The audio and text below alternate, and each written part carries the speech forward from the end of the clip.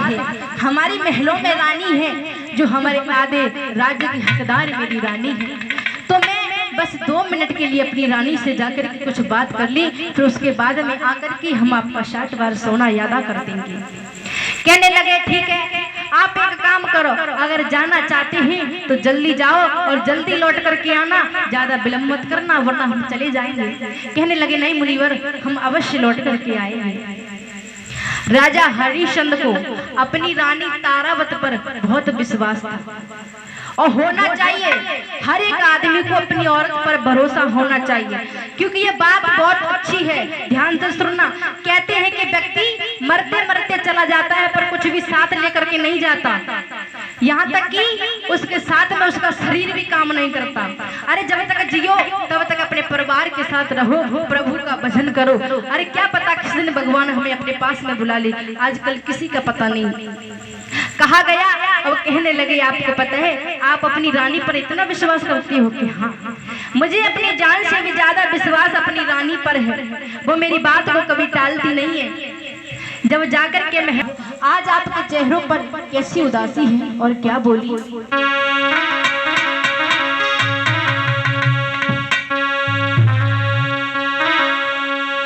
गिरफ्तार किस रंज में हुए आप सरकार,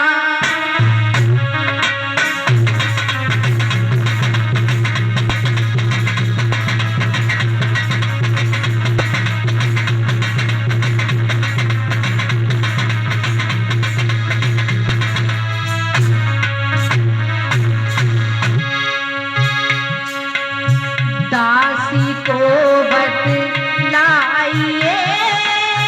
प्रियतम प्राण आधार,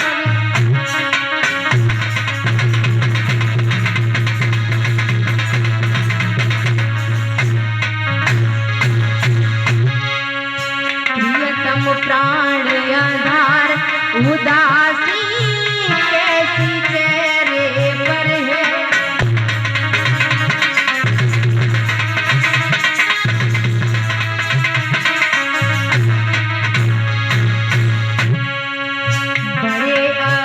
में चश्क खुश्क लबों जालिम कौन फिकर है।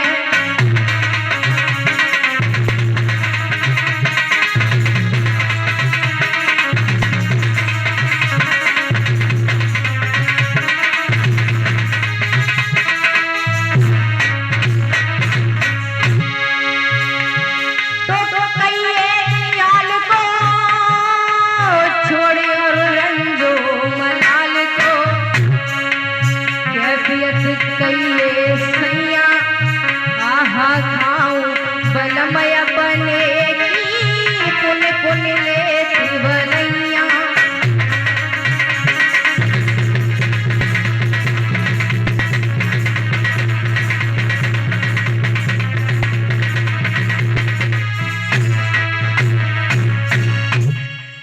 कहने लगी महाराज क्या बात है, जब भी आप महलों में आते हो तो बड़े हंसते हुए आते हो, मुस्कुराते हुए आते हो, आपका चेहरा एकदम खिला खिला सा रहता है, आज कोई बात है क्या?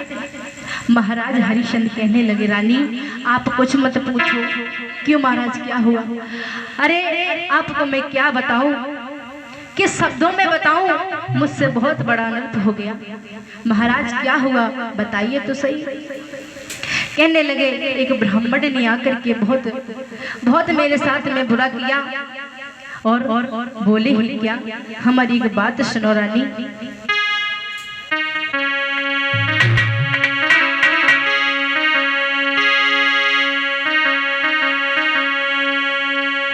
छल करके एक विप्रनी मुझे छल लिया,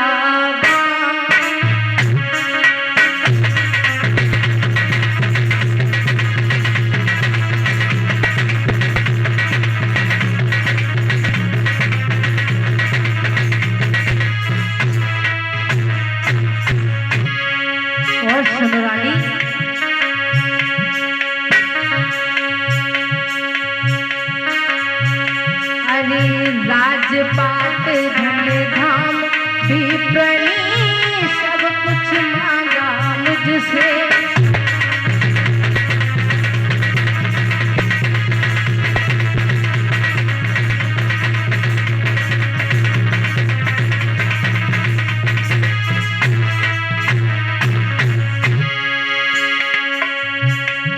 न एक छदाम किस तरह पूरा करूं वचन को।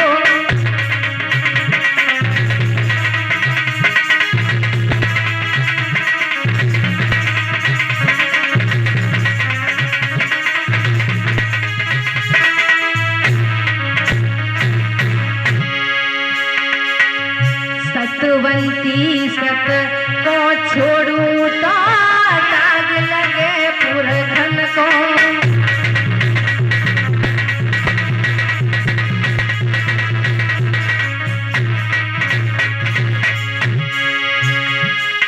सुनिए दिहाल को छोड़े और रंजो मलाल को। कैफियत सुनिए सारी 17 धन के खेत में आया लेने सलाह तुम्हारी।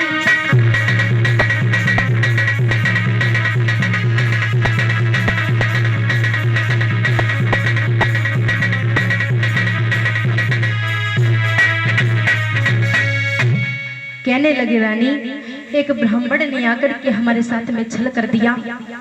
उन्होंने हमसे 60 बार सोना मांगा। हमने उन्हें कुंजी और लगाम का संकल्प कर दिया। जब आए तो मालूम पड़ा कि हमने पहले ही उन्हें कुंजी और लगाम का संकल्प कर दिया था। अब पिया क्या होगा? कहने लगे आप चिंता ना करो, आप चिंता ना कीजिए, आप हमें बेच दीजिए, स्वयं बेच जाइए, हमारा जो बेटा है उसे भी बेच दीजिए, पर ब्राह्मण का जो 60 बार सोना है उसे अदा कर दीजिए। महाराज हरिश्चंद्र कहने लगे कहां पर?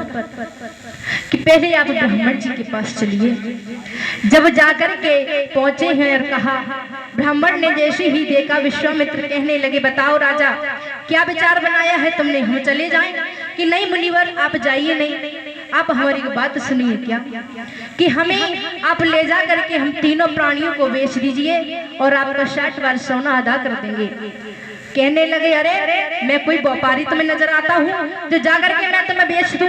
अरे कौन ले लेगा तुम्हें? कोई नहीं तुम्हें लेगा। तीनों लोगों में तुम्हारी जय जयकार हो रही है, तुम्हारी ध्वजा लहरा रही है, कौन ले लेगा तुम्हें? नहीं महाराज, एक नगरी है जो भगवान शिव शंकर के त्रिशूल पर टिकी है, काशी, आप वहां जाकर के हमें बेच दीजिए। कहने लगे ठीक है जैसी तुम्हारी इच्छा। जैसे ही जाकर के और सभी तीनों प्राणियों को लेकर के जैसे ही कहने लगे सुनो आप इन वस्त्रों में जाओगे, अरे इन वस्त्रों को उतार दो और कुछ पट्टे पुराने कपड़े हों वो पहन लो, इन्हें उतारो क्योंकि आभूषण देख करके तुम्हें कोई नहीं लेगा। तो रानी ने एक पटी साड़ी को पहन लिया, राजा ने धोती को लपेट लिया और बेटा ने लंगोटी को पहन लिया। जब तीनों वहां से चले और जाकर के चलते चले, जैसे ही कुछ दूर पर जाकर के पहुंचे तो बेटा रोहितास जमीन पर गिर गया और कहने लगे मैया आप एक बात बताओ अभी कितनी दूर है? मुझसे चला नहीं जा रहा है मैया, मुझे प्यास लगी है, अभी बताओ कितना दूर है? मैया कहने लगी बेटा थोड़ी देर और चल ले, बस पास में ही आने वाला है। और कहने लगा क्या?